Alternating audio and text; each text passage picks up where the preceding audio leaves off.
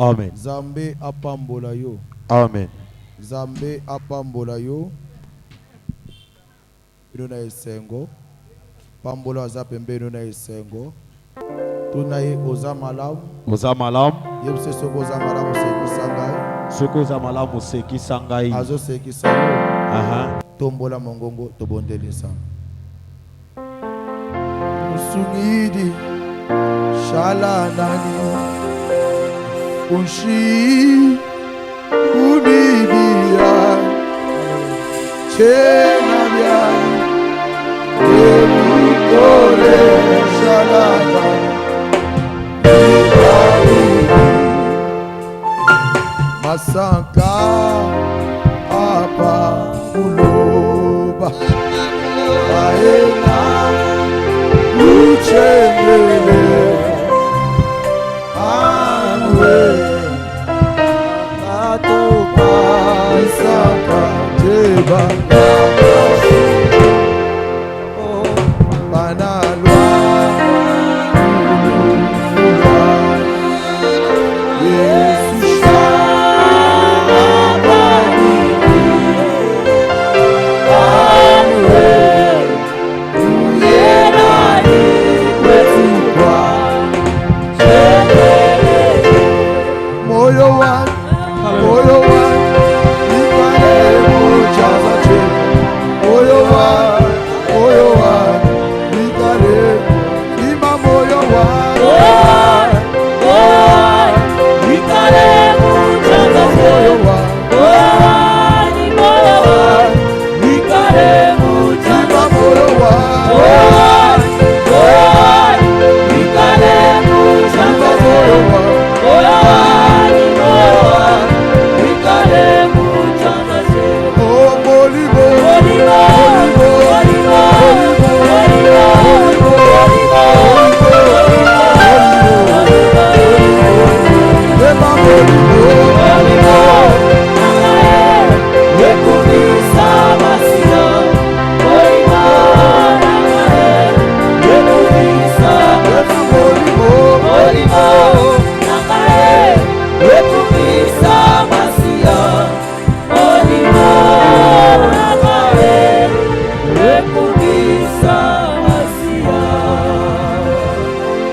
Gaina kitakasio mata. Gaina tika na kinywa kwetu yoloba. Gaina lima kasio bonisa. Olo Yesu atikelio esika. Salamo sala ya bonzambe na yo. Libota na yo epambola. Libota na yo ebikisama. Libota na yo ezwa esengo. Libota na yo emona kimi. Kolo, olimo mo santo na yo akaba biso bandeli kino suka. Olimo mo santo a disposer mitema na biso doso akituna bokonzi. Ona koyamba liloba, obomba pe kosalela ya. Ime ya bonzambe na yo ezala kati na ndako na yo.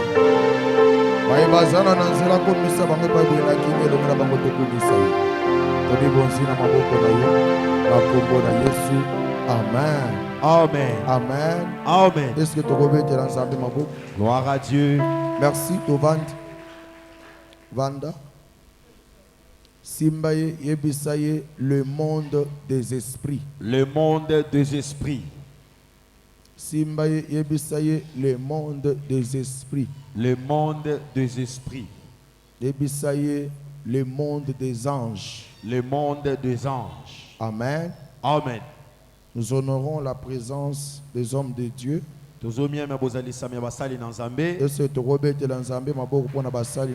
Gloire à Dieu. J'honore également le couple de celui que j'appelle déjà le général. Merci, général Kipoulou. Quand il s'élève avec madame, nous acclamons pour la gloire du Seigneur. Gloire à Merci, Dieu. mon général, prenez place. Merci beaucoup. Amen. Amen. Nous sommes dans l'enseignement sur le monde des esprits, chapitre 9. Nous parlons des anges comme sujet de ces grand chapitre. Nous avons parlé des anges et de leur caractère. Et nous avons vu que dans la vie des enfants de Dieu, Dieu fait intervenir les anges. Et parmi ces anges-là, première catégorie des anges qui interviennent dans la vie des enfants de Dieu, nous avons dit ce sont les anges messagers. Et la section d'anges messagers est dirigée par un archange ou un chef d'ange qui s'appelle Gabriel. Il est le chef des anges de la section messager. C'est lui qui dirige cette section-là. Amen. Amen. Et nous avons vu que l'ange Gabriel, dans la vie des enfants ou des serviteurs de Dieu, il a pour mission premièrement de venir nous informer. Il nous informe sur ce qui est déjà passé. Il nous informe sur des situations qui nous entourent. Et il nous informe sur ce qui doit nous arriver. Amen. Amen. Amen. Amen. Deuxièmement, l'ange messager vient nous expliquer. Amen. Amen. Il vient nous expliquer les visions qu'on n'a pas comprises. Dieu peut te révéler une vision, mais tu n'as pas compris cette vision-là. Et quand tu pries Dieu pour qu'il puisse t'expliquer la vision, il envoie cet ange-là pour t'expliquer la vision. Alléluia. Amen. 3. Nous avons dit que l'ange messager ou Gabriel a pour mission de nous faire comprendre. Alléluia. Amen. Ici, dans la Bible, on parle d'ouvrir notre intelligence. Nous allons lire la parole de Dieu. Nous sommes debout. Daniel chapitre 9. Daniel chapitre 9. On va lire les versets 20 jusqu'au verset 23. Nous sommes ensemble. Amen. Vous y êtes? Nous y sommes. Une des trois. J'ai parlé encore. Nazalaki kolobananu. J'ai prié. Nazalaki kobondela. J'ai confessé mon péché et le péché de mon père. Nazalaki kotubela masumu nanga pe masumu ya libota nangai. Et je présentais mes supplications à l'Éternel, mon Dieu, en faveur de la sainte montagne de mon Dieu. Je parlais encore quand l'homme Gabriel que j'avais vu précédemment dans une vision. Tangu moto Gabriel ona monaki yambo na imoniseli s'approcha de moi d'une vol rapide. Au moment de l'offrande du soir, il m'instruisit et s'entretint avec moi. Il me dit, Daniel, je suis venu maintenant pour ouvrir ton intelligence. Lorsque tu as commencé à prier, la parole est sortie et je viens pour te l'annoncer. Gloire à Dieu. Amen. Amen. Pourquoi la Bible parle de cet ange Gabriel? Parce que c'est un ange po ete azali mwange que Dieu fait intervenir oyo nzambe atindaka de temps en temps tango na tango to mpe dans bileko la na vie bileko des enfants de Dieu na bomoi ya bana na nzambe pour leur apporter un message venant de la part de Dieu. mpona komemela bango sango kouta epai na nzambe Pour leur amener une information venant de la part de Dieu. mpona komemela bango sango kouta epai na nzambe. L'ange Gabriel Mwange Gabriel est aussi appelé l'ange des prophètes. abengamaka mpe mwange ya basakoli Parce que c'est cet ange-là qui s'entretient souvent avec les prophètes. ezali mwange oyo nde asololaka mingi na basakoli. C'est comme aujourd'hui, yali lokola lelo depuis 12 heures, uta 12 heures on était ici à l'église tozalaki awa na ekelezia pour nous entretenir avec Dieu. mpona kosolola na nzambe Et Dieu avait déjà fait descendre cet ange-là ici. mpe nzambe akitisaki mwange wana awa. Alléluia. Amen.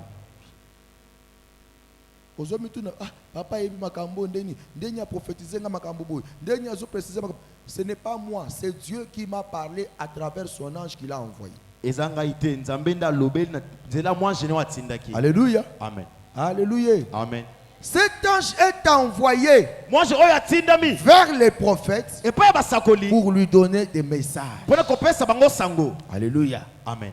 Alléluia. Amen. Il est aussi appelé l'ange informateur. abengamaka mpe mwange mopesi sango. Alléluia. Amen. Gabriel. Gabriel J'ai dit, il a pour mission nalobi ete azali na etinda ya liboso de nous informer. ya kopesa biso sango.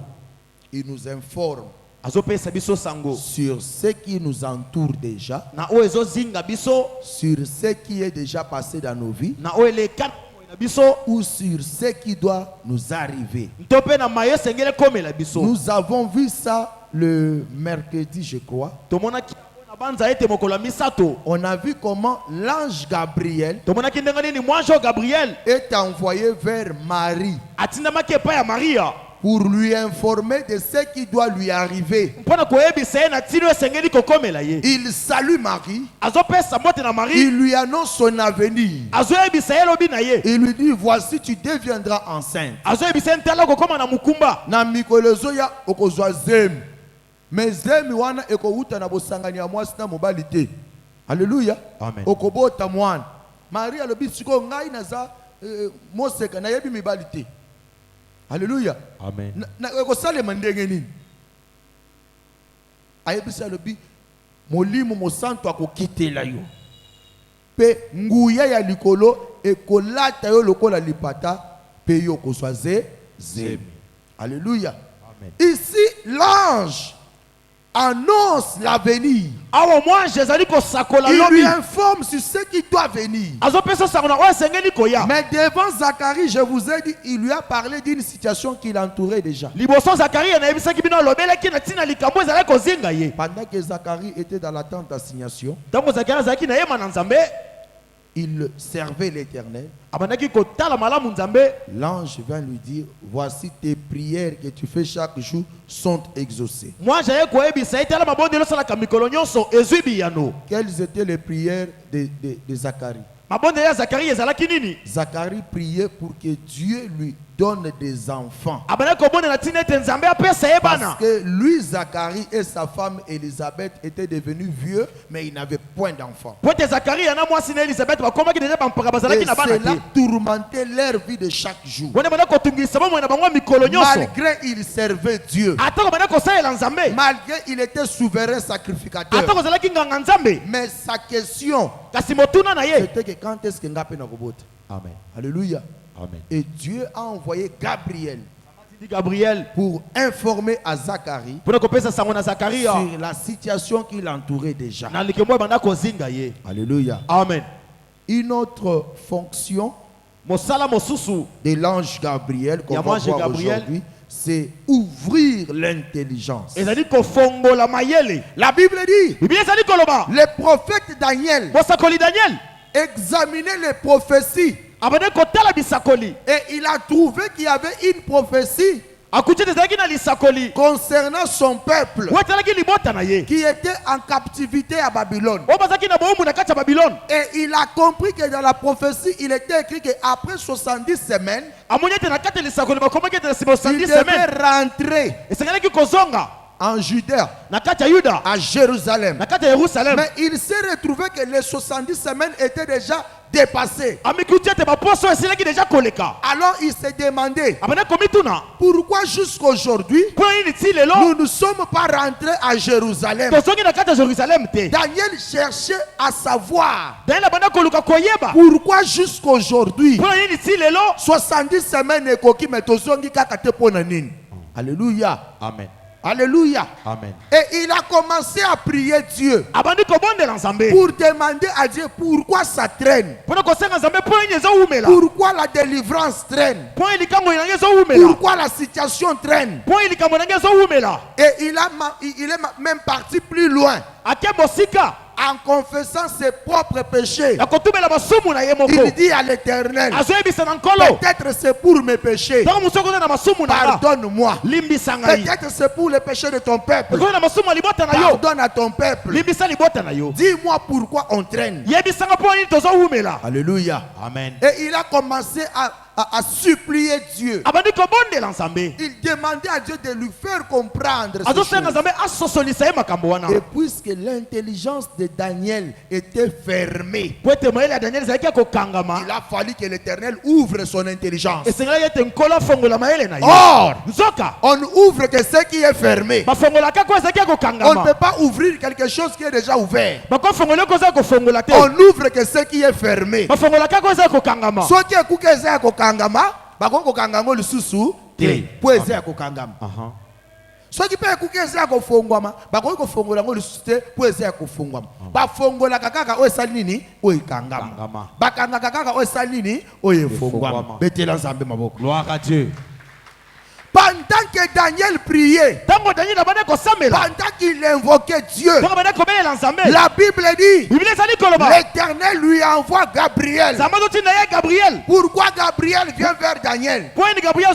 Il avait une mission. C'était pour ouvrir l'intelligence de Daniel. Ce soir, tu ne sortiras pas tel que tu es entré. Tu vas sortir avec une intelligence ouverte. Amen.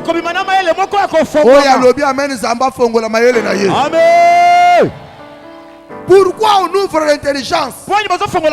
Pour comprendre les choses qu'on ne comprenait pas. Alléluia. Amen. Quand on ouvre l'intelligence, c'est pour comprendre. Alléluia. Amen. Beaucoup qui concerne dans une famille, binonyo se boba la kate. Ce que vous voyez, pourquoi binonyo se boba la kate? Kitoko boza nango. Boza na taille bien. Mais pourquoi bozo balate? Il faut pas fongola mayele na yo pour comprendre qu'est-ce qui se passe dans votre famille. Parce que ceux qui vont faire mayele noté, au commandement de bagage, et ça n'est pas normal. C'est que Zamba qui est là qui se peut tout balater. Non, Zamba ko ke lote po zanga ko bala. Alléluia. Amen. Zamba ko ke lote po yana mukilo zanga ko bala. Il faut te fongola mayele na yo pour comprendre pourquoi jusqu'à cet âge-là ozo balate. Pourquoi ti âge ozanango musale zate? Pourquoi que ndaka ko déposer demande d'emploi bazwaka batu mususu yo bazwaka yote. Alléluia. Amen. Pourquoi zo sala musala mais salaire ezo bimati? Batu mususu bazo simba salaire mais yo zo simba te pourquoi? Ozana matricule. Au sali ba processus sur bat basala ka pozo salaire et simbi. Mais pourquoi salaire ezo bimati?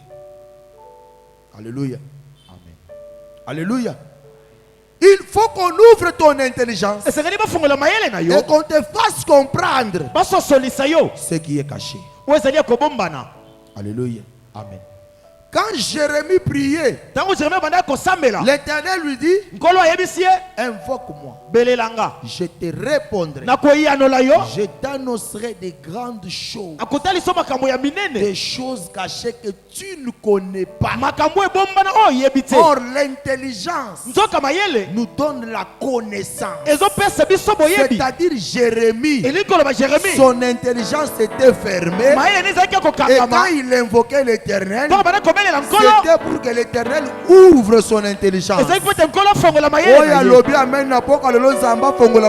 Amen. Jonathan Moussalou. Okoki kozala na mwana. Mwana azotanga classe mais mayele yakoka. Yakokanga. Alléluia. Amen.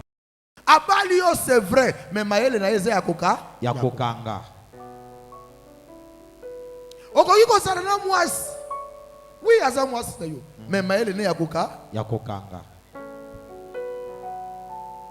Akobanda kosala akobanda ko afficher ba comportement mususu. O ezolekela ozomituna ezakaka ye to yete. Pourquoi? Parce que son intelligence est fermée. Daniel priait. Mais l'intelligence de Daniel était fermée. Il ne pouvait pas comprendre pourquoi ils sont encore en captivité en Babylone. Yo pose comprendre que pour nani ti lelo musale zoyati. Pour nani ti lelo ozobotati. Pour nani ti lelo otonga kate. Ozwaka bambongo mais pourquoi sombaka dipango te? Pourquoi? Il faut te fongola mayele. Tant mayele ko fongwa ko comprendre. Alléluia. Amen. Derrière l'ouverture de l'intelligence, quand on ouvre l'intelligence, on comprend le pourquoi. Première des choses, on comprend le pourquoi. Tant que mayele ba ko fongola, oko sosola pona nini likambu songolo ekomela kayo. Pona nini likambu songolo ezokomela famille na bino. Pona nini likambu songolo esalemaka na quartier na bino. Pona nini na lupango vandi na katikati ya butu oyoka kabato bazosolo na katikati ya lupango. Pona nini likola batola ndako na yo oyoka kondire bato bazotambola likola batola. Soki ba fongoli mayele oko comprendre pourquoi eloko ane salemaka. Alléluia. Amen. Oko comprendre pourquoi na ba mapangu nyonso ba nyau balelaka te kana batole na bino ya ndako ne nyau walelaka lokola bébé. Quand on ouvre l'intelligence, tu vas comprendre le pourquoi. Le pourquoi il y a des échecs à répétition. Le pourquoi il y a pas déception zolanda yo. Pourquoi ça kaka yonde makamaka se zolanda.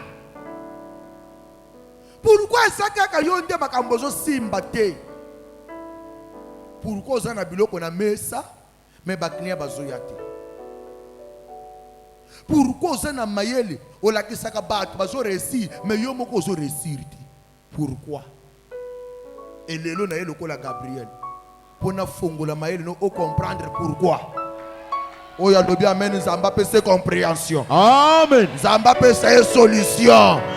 Zamba pe se biano na mituna. Amen. Nanya lobi je reçois. Je reçois. Nanya lobi je confirme. Je confirme. Nanya lobi c'est ma parole. C'est ma parole. Nanya lobi c'est ma prophétie. C'est ma prophétie. Nanya beteli Zamba maboko makas. Gloire à Dieu. Quand on ouvre l'intelligence, tu vas comprendre le pourquoi. Deuxième chose, tu vas comprendre le comment. Il y a le pourquoi, il y a aussi le comment. Comment se fait-il que moi noyo abanda ko mankenga respect nga mama na ye. Moi na la mukana tonga azogangelo mama na ye. Mama ngalinga ba jona ti. Comment? Depuis na kolisi mwana na ya no langa bote. Eloko nini ezo salema na mwana oyo. Alléluia. Amen. Oko comprendre comment mwana komi na niveau ya kokima ndako. Oko comprendre comment mobali na yo komi na niveau ya ko découcher. Alléluia. Amen. Comment mobali no azo soignisa yo à l'occasion de rien. Comment? Comment moi ça comme soigner sa mobile na balabal? Comment? Comment moi ça comme manquer au respect? Comment? Pour comprendre ces choses, il faut qu'on ouvre ton intelligence. Quand on ouvre l'intelligence, on comprend qui? Qui? Nani? Ah. Troisième chose qu'on comprend quand on ouvre l'intelligence. Nani? On a le pourquoi. Tuzali na pona nini? On a le comment. Tuzali na ndenge nini? On a le qui. Tuzali pe na nani? Qui? Nani? Loba nani? Nani? Simba ye. Loba nani? Nani? Talene lo tuna ye nani? Nani? Loba tango bazo fongola mayele na yo. Tango bazo fongola mayele na yo. Okososola nani? Okososola nani? Nani ndaza sima ya pasi na yo? Amen. Jonathan Musalo. Docteur de la... Nani aza sima ya chômage umeliwana? Nani aza sima ya ba déception komelaka yo? Nani nde alataka elamba ayaka na bandoto na yo kofina yo kingo? Nani? Nani nda mikomisaka mari de nuit? Nani nda komaka femme de nuit? Liboso na yo. Nani? Nani? Nani nda vandeli libala na bino ya famille ke bino bokobala te? Nani?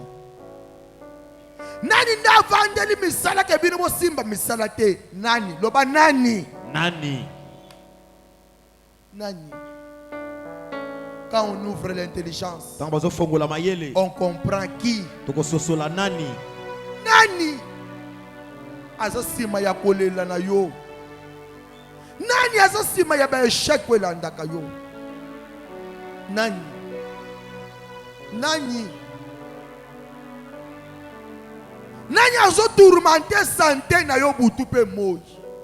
Nani akotisaka maladi na ndako? Nani akotisi bokauki na ndako na yo? Nani? Tuna ye lisusu nani? Nani? Talene longi tala ye. Tuna ye nani? Nani? Simba ye. Yebise, est-ce que vous comprenez? Est-ce que vous comprendre? Makambo bazolo bawana. Makambo bazolo bawana. Tuna ye nani? Nani? Nani aza sima ya kolela na yo? Nani aza sima ya kolela na yo? Nani aza sima ya échec?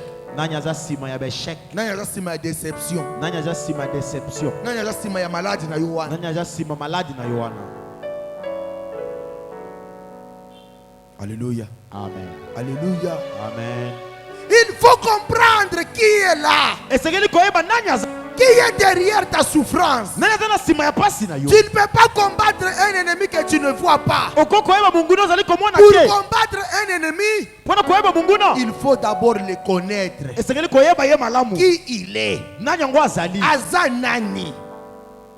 Alléluia. Amen. Nani yango aza derrière souffrance? Nani ndazo bundisa yo?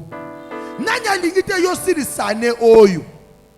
Nani alingi te yo silisane na kimia? Nani azoka na anesila na maladi na vie na yo? Nani ndazo bongiselo deja cercueil na molili? Nani? Lelo azala ya libota na yo, azala ya quartier, azala muninga moto na nzambe etumba ye. Amen. Oya lobi amen banguna ne bayamba boto. Amen. Oya lobi amen banguna ne baekueya. Oya lobi amen confusion kota na kaya banguna na ye. Amen. Nanya beti maboko lobi fe. Loba lelo. Lelo. Oyo nyonso. Oyo nyonso. Aza sima pasi na ngai. Aza sima pasi na ngai. Sima ya kolela. Sima ya kolela. Sima ya souffrance. Sima ya souffrance. Sima ya bitumba. Sima ya bitumba. Azala ya libota. Azala ya libota. Azala ya quartier. Azala ya quartier. Ayamba moto. Ayamba moto. Ayamba moto. Ayamba moto. Ayamba moto. Onode. Show. Il faut yamba moto atika pina yo.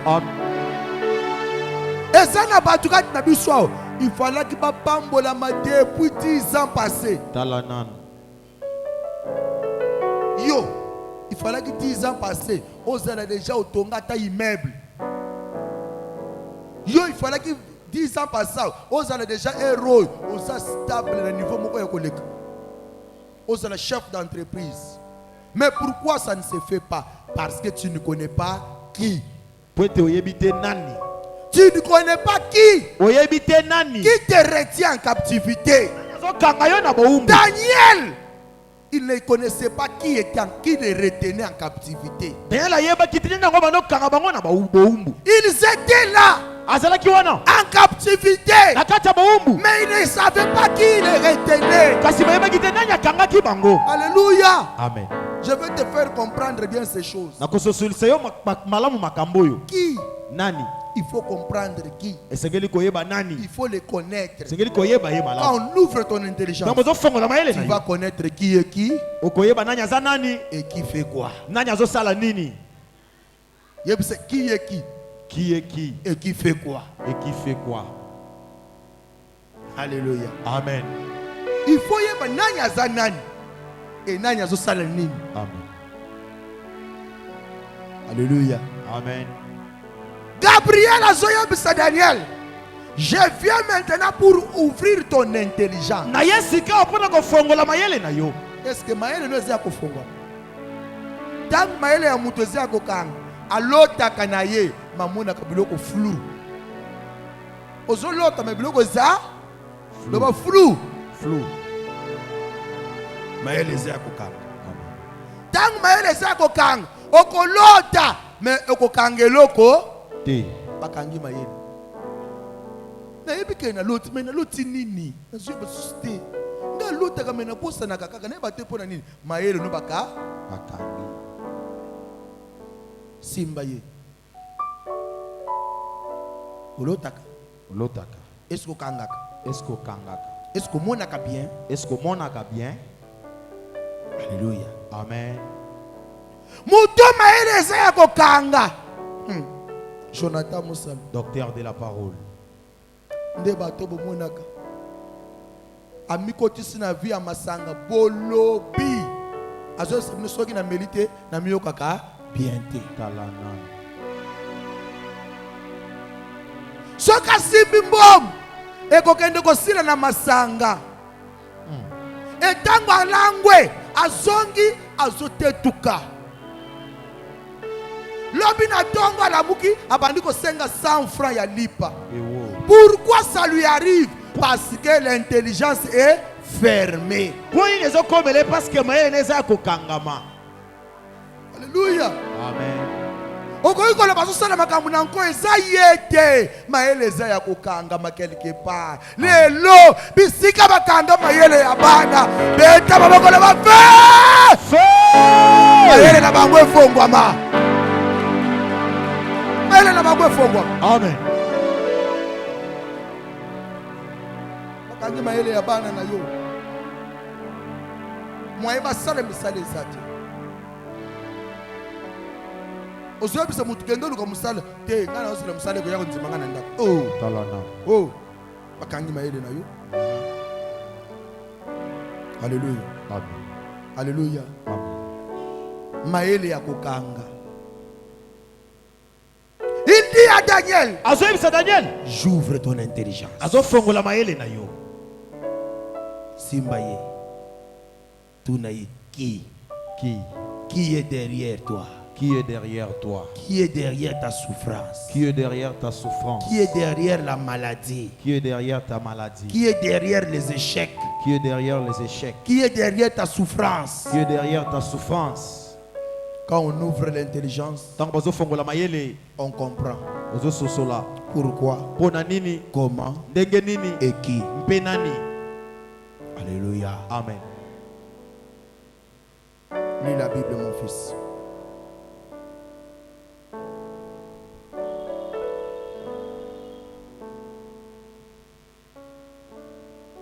Va maintenant dans Daniel chapitre 10. Commence par le verset 21.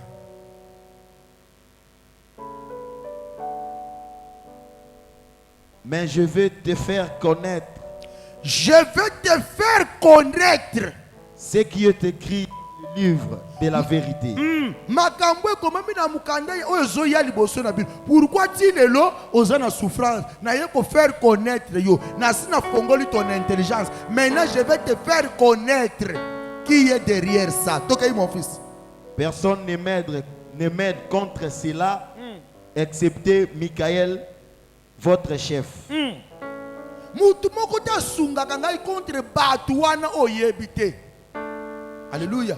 Amen. Bato yo yebite wana. Mutu moko ta sunga ka Gabriel contre bango. Banani batu baza sima ya souffrance na yo. Alléluia. Amen. mutu moko te asungaka Daniel contre bango.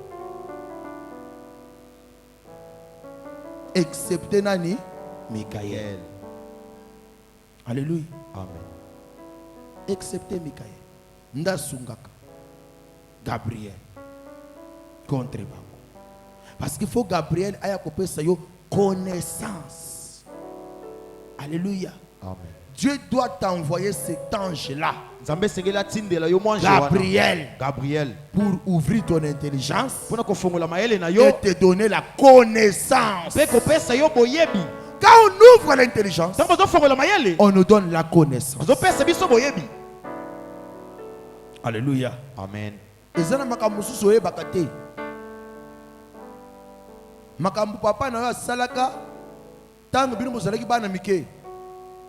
Un jour j'ai reçu un serviteur de Dieu dans mon bureau. Il me dit apôtre, nga ozomona na bandi musala nzambe tango na sisika diplôme to bandi musala nzambe. Azuka diplôme boy na bandi musala nzambe. C'est bien. Abi na bali vraiment nangolo nzambe, c'est bien. Mais il faut nous comprendre tes apôtres. Nga en tant que pasteur, pourquoi nous sommes votés? Nga inani pasteur. Pasteur. Pourquoi nous sommes votés? Est-ce que tu connais qui? Est-ce que yebi nani? Il est derrière azana sima de cette souffrance là. Ya pasi wana nani za sima ya souffrance? Est-ce que ça nzambe te na sina bité? Ça nzambe. Alléluia. Amen. Alléluia. Homme de Dieu, tel niveau n'a pasteur, na komi ko ndoko ba nzeta bokoko pona bote. Pasteur ali nzeta bokoko po sa nini? Po abote. Na komi ko ndoko ba nzeta bokoko pona lukaka ko bota. Pasteur, nga pasteur, homme de Dieu, kanisa nana, c'est que la perdre konzima na niveau nini. Na tu ke bosali combien de ans yo na ya mwasni. Abi maintenant tu ko kisi déjà 8 ans. Amen. Merci na bisaba. Ngape na sotika ko bondela. Na tu nanza pourquoi, comment et qui. Alléluia. Amen. Je suis resté dans la prière. Zambe la kisangai. Pourquoi Mosali na yo azobotate? Comment se fait-il que abali normalement azobotate? Qui est derrière la stérilité ya Mosali na yo? Alléluia. Amen. Yoka tenzamba za elengi. Est-ce que vous mettez les âmes à vos côtés? Gloire au Seigneur. Zambe tozo sambe la za bien. Zamba zo bisanga yebisa ye. Et loko ya yebite. C'est qui? Zali nani? Qui est qui? Nani azali nani? Et qui fait quoi? Pe nani azo sala nini? Alléluia. Amen. Nesse nabi va chez vous. Kende pa na bino. Vandisa papa wa botio. Tunaye papa pongai na yana mukili esalema kande. Alléluia. Il faut connaître certaines choses sur ta vie, hein. C'est très nécessaire. Ogope sanga pasteur musala mais yo yebite pourquoi ça t'arrive. Tu ne sais pas qui est derrière tout ça. Si pasteur a zobunda 8 ans ya kobota te, papa na ye propre nde auteur. Avant d'être secret. Alléluia. Nzamba ibisa lebi tangu ye alingaka botam abotama ndenge bana nyoso babotamaka te.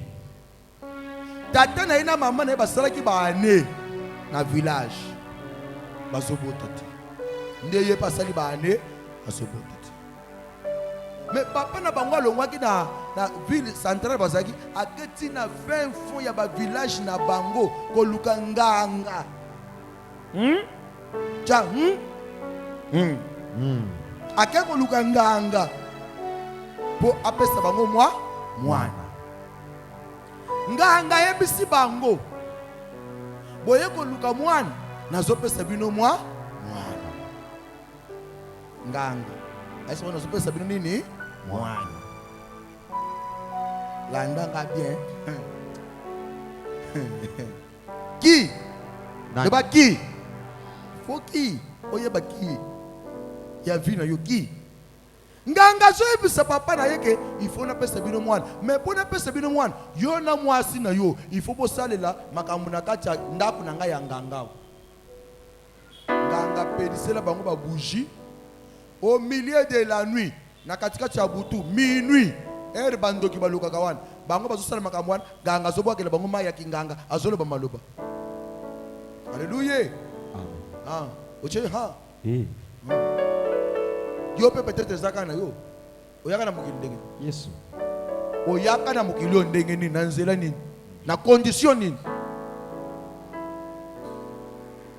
Bango basali makambo wana babimi epanganga. Batosi ba principe nyonso ya nganga. Mama azwaka zemite asizi. Abota kate aboti. Mais balongo na village koto bakenda kiti. Basi bazongo na centre ville. Babosani affaire nganga, basepeli ke basali nini baboti. Et après ko bota ya mwana wana, mabota ya mama pesa nini efongwami. Bakomi ko bota na bango no normalement. Baleki nyonso ya pasteur babotami normalement. Mais pasteur abotami normalement te. Landanga bien. Alléluia. Nganga yebisaka bango.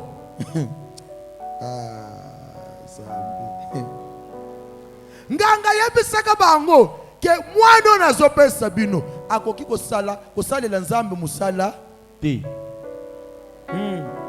Akoki koyeba nzela nzambe te. Il faut bozonga na ye awo tango akokola waya ko remplacer ngai na kinganga na kinganga. Siko bango babosana likwana. Siko koma ki age azongela nganga mazongi te. Nganga compliqué. Alléluia. Amen. Siko c'est loyo. Toko fongola mabota ndenge. C'est loyo. Musala ni faut ko sala pona ko fongola mabota ya pastero. Pasteur akei avant si papa na ye papa yebisangai na botama avant na ye na mokili ozwaka nga na circonstance ni papa na sutu nanya yebiso makamwa talana abite ba isika makamte na yeko tuna yo pona ni mituna bongo te papa 8 ans papa toke na hôpital moi si nanga za problème bazo ka ngande na sana problème papa likamunini moi si nanga lingakim papa libi te wana za volonté ensemble te papa Zamba sa ebisingai yondo yebi makambo. Oye ko sakana na ngai papa linga bete te ko beta ngai papa yoko loba lelo.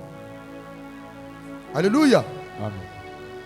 Si maya mama ko insister yebisa ye kaka tanaka bakboti si bakoliti yebisa ye papa yoko kita abandi ko expliquer pasteur moni bisoto nyoko maka mingi boyo ya na mukini tala ndenge tu salaka pasi salaka boye utambola na bopito salaka nyos meto botaka te un jour papa ya pasteur donc koko ya pasteur ayaka kozwa bango ndame maka bango epanani nga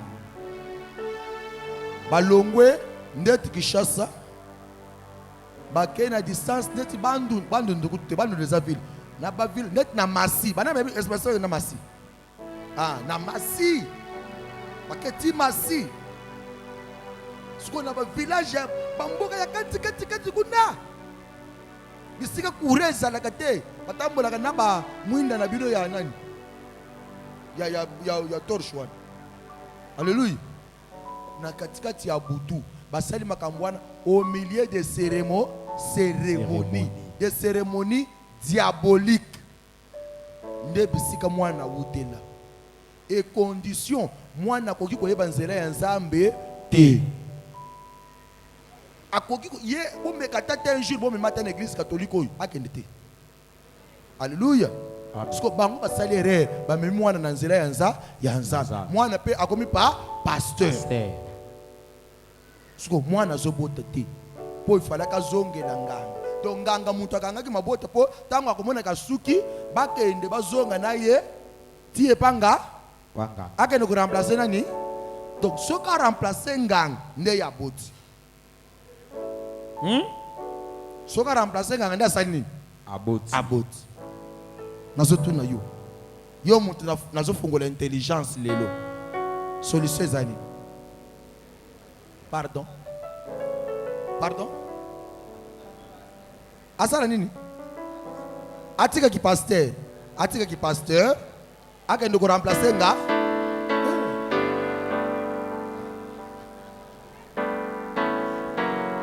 Alors bi atika ki pasteur, akende ko remplacer nganga. Nde solution. Siko yo lo baka siom to lobité. Solution ezali. Nanya ko pesa solution. Oui, ma sœur, viens. Yako yo ba a na micro. Si tu as un matin, il y a monde des esprits. Oui, vous avez la parole. Donc, il y a une réflexion à bien aimer. L'homme de Dieu, dans le cas bongo, tellement beau tama na circonstance ya olukaye spirituellement, faluka peut aussi un homme de Dieu qui est loin dans le domaine ya mabota. Un homme de Dieu à cela, na niveau à bongo à kopese, donc Nzambe na ya kopese mabota rapidement. Tozo luka solution pour ça la nini abot. Homme de Dieu à ça la nini. Merci beaucoup. L'homme de Dieu. Tu as vu que Anne vraiment il passe par bota. Mais tant qu'on a Eli, azoa ma bota. Donc c'est-à-dire l'homme de Dieu ana là-bas. Est-ce que Anne pour pas zoyer ba kenda kina ndako angang? Talanan. Vraiment. Bon, par là, abota ma pendant na situation moko difficile. Ne mona ante. Mais condition si ko ya vie na ye ninga ya ko tuna yo. Pour abota ne pas que tuna papa na ye. Faut kaza na yo ou soit l'homme de Dieu moko o azawa na mabota po abota. Yesu Christ. Kwa za la ngai. Kwa ngala sali nini? Alléluia. Amen. Gloire à Dieu. Amen. Amen. Au moins Nzambe. Nzamba za maître de temps et de circonstances. Même c'est Dieu qui a permis ça pour que un jour, gloire à Nzambe et Monisama. Alléluia. Amen. Maintenant, baby Jephthé. Jephthé a botama na lisumu ya kindumba. Alléluia. Mais Nzamba permettre que ndumba, mwana ya ndumba, akoma mukonzi yaba Yabatu. pour sa gloire. Pour la kembo. Alléluia. Papa suko pasteur a ebisié papa. Le corps le bique ngai na ute na ngang, il faudra qu'il remplace ngang. Pesanga suko na sala nini? Pona bo na bo. Papa le bi mwana na ngai. Condition ya ngang ezake ozongo ke ne ko remplacer. Menga na za mo Kristo, na sina yamba Yesu. Mwana zongo so mwana et puis oza pasteur. Ozongo ke remplacer ngang mutu akisa kindoki eko simba Te. Alors mena sambeni wita yangoy. Nzamba sur le biloko te. Alléluia. Amen. Alléluia. Zonga kake pa pasteur. Oya yebisi oke nzamba lobeli ye wan. Alo balususu epa na ye nini okoki kosa Kosala. Ewo. Alléluia. Amen. À celui qu'on donne le message, Na oya bapesa kasango to on pelisa. donne le pouvoir sur le message. Azo pesa nguya likolo lisakwa. Alléluia. Amen. Bangolu ya basali ya Nzambe ekesi. Ekeseni o. Même na médecine, tozana ba docteur généraliste, na ba docteur spécialiste. Alléluia. Pasteur azongelinga. Alubi papa yebisinga boy, ayebisinga boy, ayebisinga boy, ayebisinga boy. Siko na sala nini? Lokola bino seboko kite, nazo yebisa bino siko dikamna yebisaki. Nalobi lokola papa na yo akendaki kozwa yo au milieu de la cérémonie. Il faut peut-être somba yo au milieu de la cérémonie. Cérémonie contre Cérémonie. Alléluia. Amen. Et loko etekami na mbongo basomba kango pe kaka na mbongo. Et loko ekangama na maloba bafongola kango pe na maloba. Et loko ekangami na cérémonie bafongola kango pe na cérémonie. Siko pesa ngai cérémonie ni toko sala pona pasteur. Betela zave maboko. Gloire à Dieu. Alléluia. Amen. Na ebisi pasteur. Yo bazwaka yo na ndako ya nganga au milieu de la cérémonie. Mais pour cérémonier Salem, il a fallu que papa na yo appelle ça une offrande. C'est cette offrande qui a occasionné la cérémonie sur la salle qui papa et maman pour bazoyer. C'est-à-dire, somba yo na maboko yanga. Il faut que tu rachètes yo. Au ça l'offrande de rachat. Tu rachètes yo. Na maboko na minute ozo appartenir na nani. Nanga malgré tu es en Christ, tu appartiens nanga. Oui, et ça n'a pas de azana kacha yesu, mazo appartenir na banganga, na kindo ya famille na ba. On dit mate. On dit bité. Bamsou baboy, na nous allons faire comprendre. Pierre. Pételo. Yesu ça le but kola Pierre. Toi tu es Pierre. Sur toi je bâtirai mon église. Wana Pierre. Serviteur de Dieu. Yesu ça il dit que sur toi Pierre je bâtirai mon église. Pierre a ça sali miracle. Pierre a tamboli le kolo ya mai. Alléluia. Mais na ba dernier moment il y a Jésus. Na ba ye kolina ye Satan ye commettre le Jésus porte. Coco Jésus. Donc c'est là Pierre. Na ye ko récupérer Simon. Jésus Simoni. Simon yo changer comme benga Pierre. Azalaka yangai. Jésus lui dit Pierre oi azalaka yayo bien yo ba côté. Pierre azalaka yangati. Ngande na mukolo Pierre.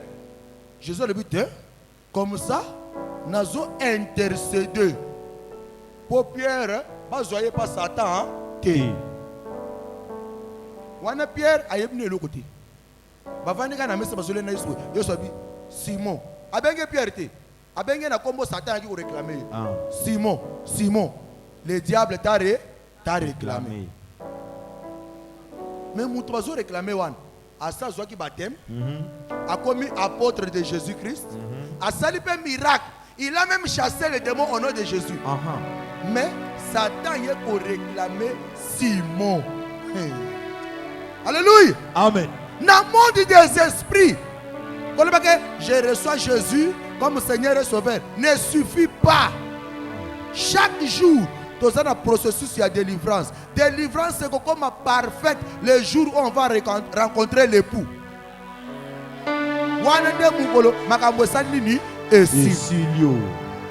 Tant qu'on se vivre dans mon kilo, délivrance nous a chaque jour. Chaque jour, c'est un habitant. On a une réclamation. Surtout, si on a des Africains, des Congolais. Tous les habitants, il y a une famille restreinte. Tous les habitants, il y a une famille élargie. Alléluia. Peut-être maman n'a pas de mais noko. N'a pas a contribué pour botam mais noko nda sarakanini. Tam tata mwasi. Maman lek. Alléluia. Amen. Ndam to bundisa kayo. Famille élargie. Azata ndeko ya papa na yo teke ya direct mwana ya noko mwana ya papa na mais bokola kana ensemble akanga yo na kindoki. Degré. Lelo bisike nyo so bakanga yo ozobi.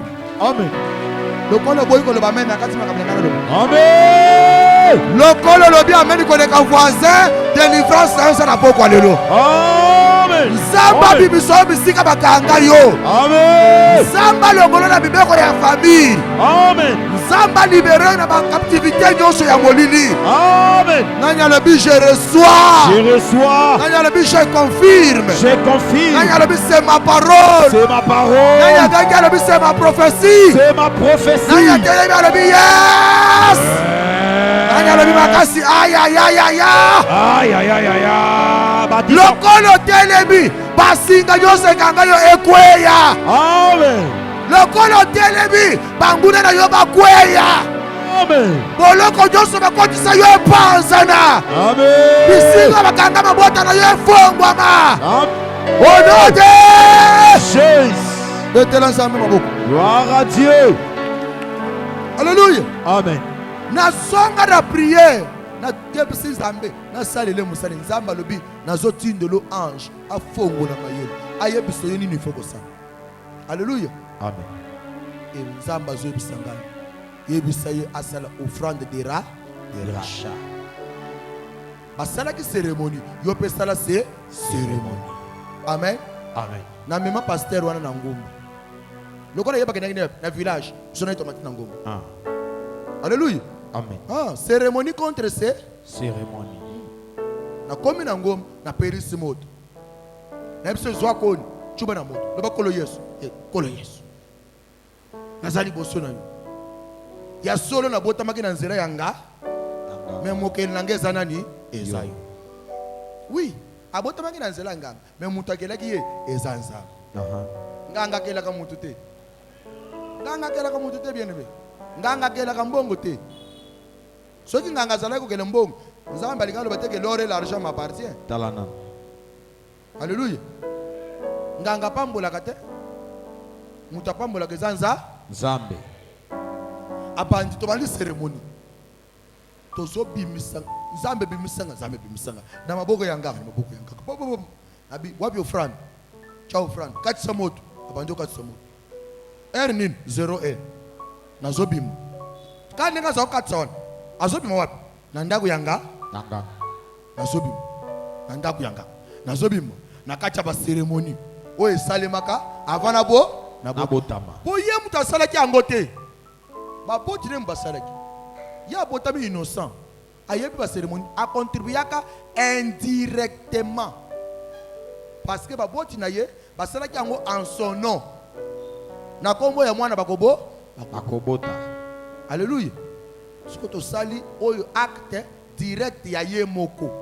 Yesu kwa sali cérémonie liboso nani ya nzambe. Or nzambe nanganga na nzambe makasi. Nzambe. Betela nzambe maboko. To sali cérémonie. To sali prière. Invocation. Alléluia. To invoquer nzambe na ngomba. Na ebise kaka ndengo zo kitao na tongo. Kutana na mwasi na. Est-ce que sokolate kaka na solo ya cérémonie za nzoto non kende Yesu ko soseka. Alléluia. Amen. Akitika ngomba na ba solo ya cérémonie nyos ya ba mulunge ya moto ya ba ngani milinga Milinga. akoti kaka boy bulura. Alléluia. Amen. Samba lobit. Ah. Na kando nyoswane ya ngomba. Lelo ndele. Lelo. Lo le fo. Efo mama. Nzambe pa lobi lelo ndele. Na kati ya chimvundu wana. Mwana pa kiti. Yesu. Batu bazo bunda kuna nzamba atana kiti mwana na kati ya bitumba.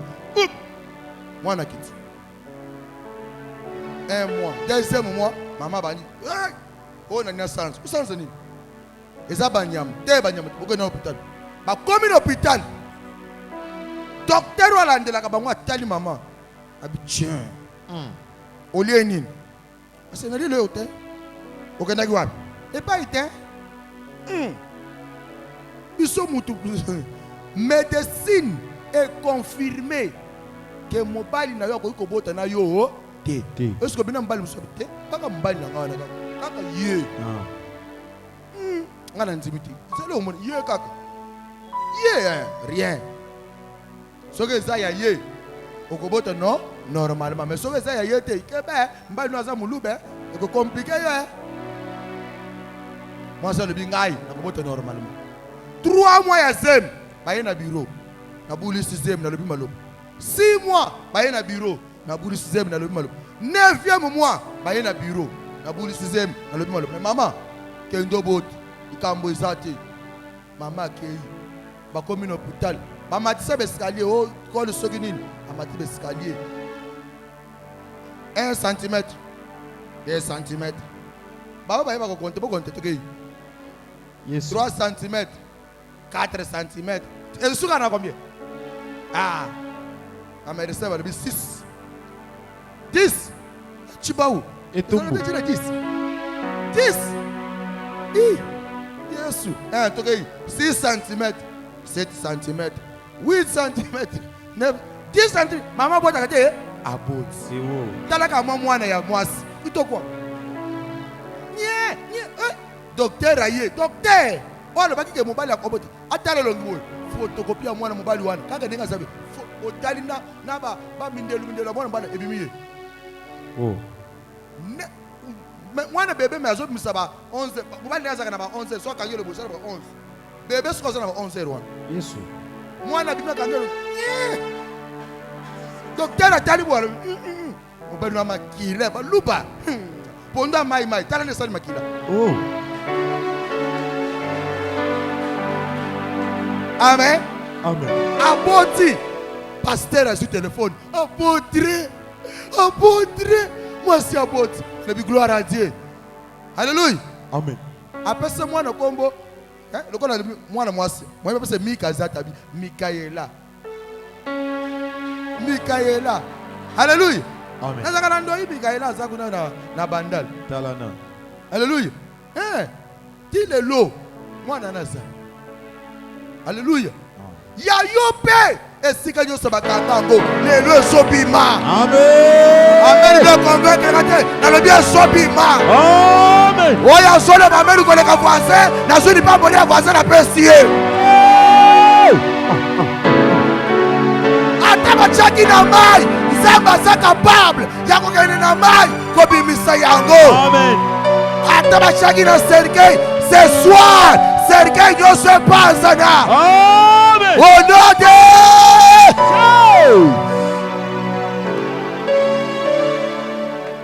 alléluia Amen.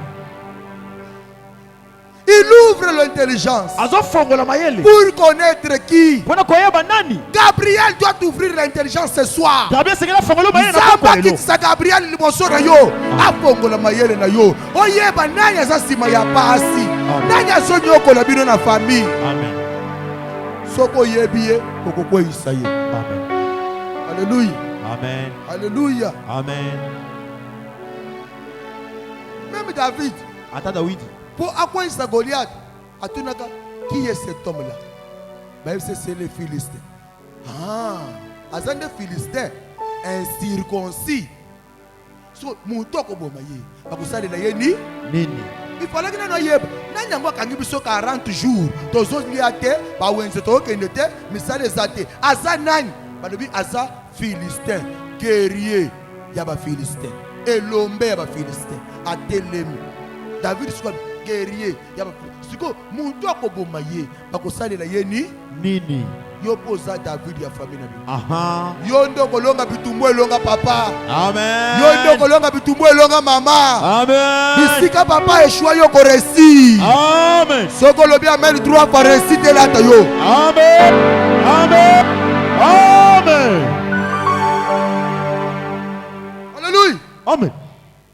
il ouvre l'intelligence de Daniel Azofongola mayele ya Daniel. pour lui faire comprendre Pona kososolisa ye. le pourquoi Pona nini? le comment Ndenge nini? et qui Mpe nani? alléluia Amen. tolingi tosala prière ya kofongola mayele Amen. avant tosala prière note ça deuxième ange Mwanje ya mibale. qui intervient Wayaka. dans la vie des enfants de Dieu Na bomo ya bana na Nzambe.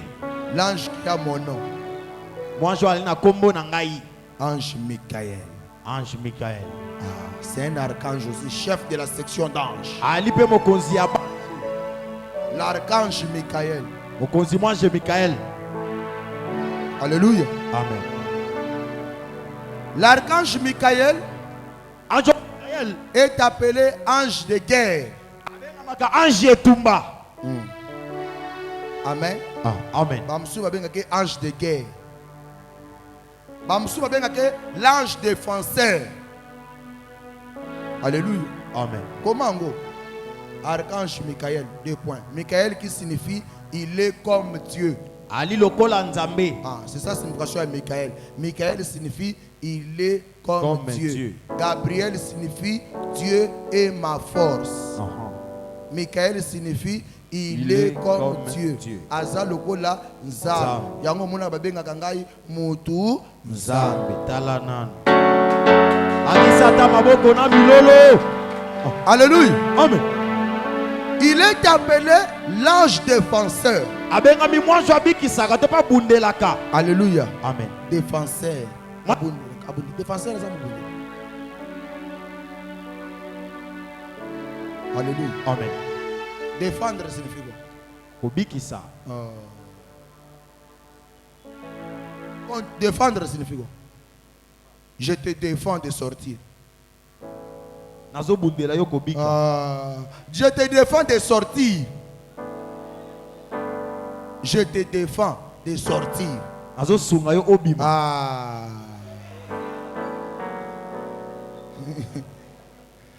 Ton français est mikakatano. Français n'est pas mikakatano, frère. Son ami, je te défends, ne sors pas. Elobini. Na peki siyo. Kobimate. Maintenant, défendre signifie quoi? Kopekisa. Alors, les défenseurs maintenant, Zana. Mopekisi. Alors, c'est quoi? Fallait que nous ayons Yesu Christo. démissionner. Au démissionner, mettez-le dans ma bouche. Gloire à Dieu. Il est appelé l'ange défenseur. Moi je m'opekisi. Pourquoi il est appelé l'ange défenseur? Moi je m'opekisi. Parce qu'il défend les enfants de Dieu face aux forces de mal. Alléluia. Il défend les forces du mal de toucher aux enfants de Dieu. Alléluia. Amen. Dimanche, on va entrer en profondeur. Musala ya liboso na vie ya bana na nzam ya ange Michael. Note ça. Koma yango. Ange Michael a 4 missions na vie ya bana. Il a 4 services, 4 missions dans la vie des enfants de Dieu. La première mission de l'ange Michael. Ouvre la Bible, mon fils. Ouvre la Bible. Va dans Jude. Jude.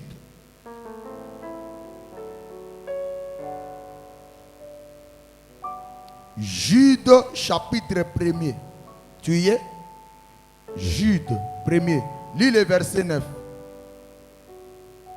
Jude 1er. Jude chapitre 1 verset 9. Il y a un tableau. Jude 1 9. Ok. Moussala ya liboso ya archange Michael na vie ya bana nanzam.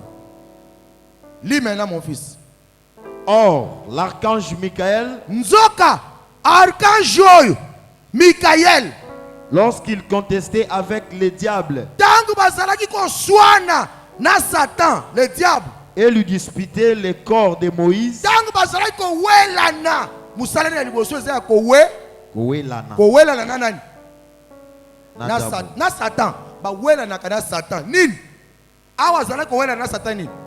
Le corps de Moïse. Le corps ebembe ya Moïse. Moïse a couvé. Satan qui pour récupérer ebembe ya Moïse. Ah, soko yeba kite yeba makambo. Tant Moïse a couvé, Satan ya qui pour récupérer zoto ya Moïse. Ce qu'on zambe pe azolu kan zoto ya Moïse. Pourquoi zoto ya Moïse? Naloba. Dimanche. Dimanche na kobiso pona nini bazala ko wela nzoto ya Moïse entre archange Michael na Satan. Nzamba lobi Michael kende mbangu. Son nzoto ya Moïse, Satan ingazwa yango. Alléluia. Archange Michael aye babandi ko welela nzoto ya Moïse na Satan. Alléluia. Amen. Betela nzambe maboko. Gloire à Dieu. Musala ya liboso ya archange Michael eza ya kowela na vi na yo na banguna na yo. Ya boto la kabango lipamboli na yo. Yende nzamba tinda kapura abundolo lipambolo bani ba yiba. Alléluia. Dès ce soir, ya yo bani ba yiba tozo récupérer yango. Amen. Amen de convaincre ngate telema to sambe. Amen. Lokolo boy ko lo ba mena kangi Bible. Amen. Telema to sala prière, telema to sala prière. Telema to sala prière. Dimanche na kokota makambo ya Michael. Amen. Oh yera yera yera wari wakanaka Hosana yera yera yera wari wakanaka.